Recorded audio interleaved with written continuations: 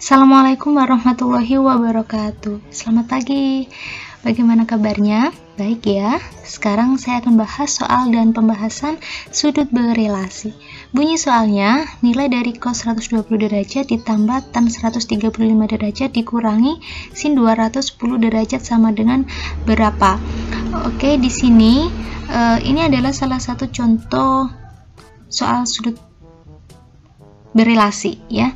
Jadi soalnya bisa berbagai macam bentuk dan berbagai macam model seperti yang saya katakan sebelumnya. Bagi kalian yang sudah mahir mengerjakan soal seperti ini bisa langsung kerjakan dan dimasukkan nilainya, tapi bagi kalian yang masih pemula kita kerjakan satu-satu ya. Kita kerjakan dulu mencari cos 120 derajat. Lalu kita kerjakan dulu yang cari tan 135 derajat dan kita cari dulu sin 210 derajat, baru nanti kita gabungkan. Paham ya?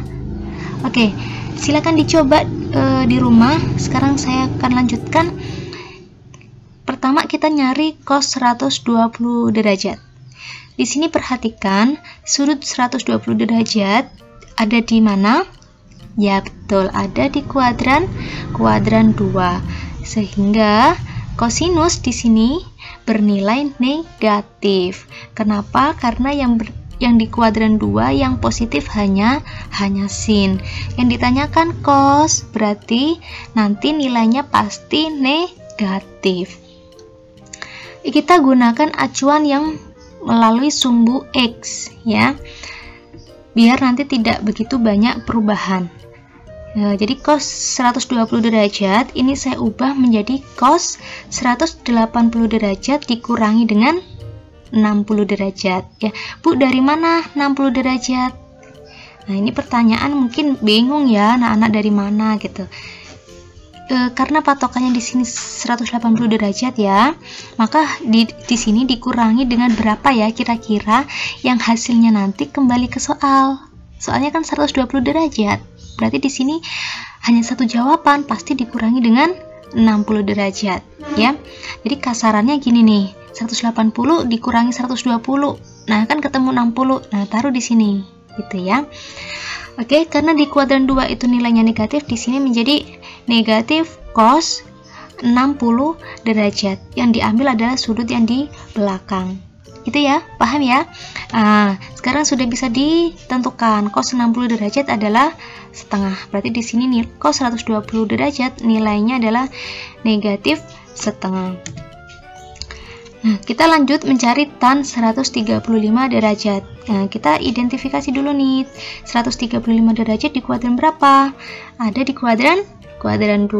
Sehingga yang ditanya tan, sehingga apa? Sehingga nilainya negatif nanti, ya. Nah, kita ubah dulu nih, tan 135 derajat sama dengan tan 180 dikurangi berapa? Yang hasilnya 135. Ya, pasti dikurangi dengan 45 derajat, sehingga negatif tan 45 derajat nilainya adalah negatif 1. Gampang ya. Sekarang kita terakhir nyari sin 210 derajat. Sin 210 derajat, kita lihat 210 derajat kira-kira di kuadran 3 ya, kuadran 3, sehingga sinus bernilai negatif. Kenapa sinus nilai negatif? Karena yang di kuadran 3 itu daerah kuasanya tan, miliknya tan yang positif. Yang ditanya sin, berarti nilainya nanti negatif. Kita masukkan dulu sin 210 derajat itu kita ubah menjadi sin 180 ditambah berapa? Masa 0? Ayo berapa? Ya, harusnya di sini berapa? 30 ya. Di sini nanti ditambah sendiri 30 derajat ya, sehingga negatif sin 30 derajat ya, dan sin 30 setengah, jadi sin 210 adalah negatif setengah. Gampang ya. Kalau sudah tahu semuanya, kita masukkan nih ke soal.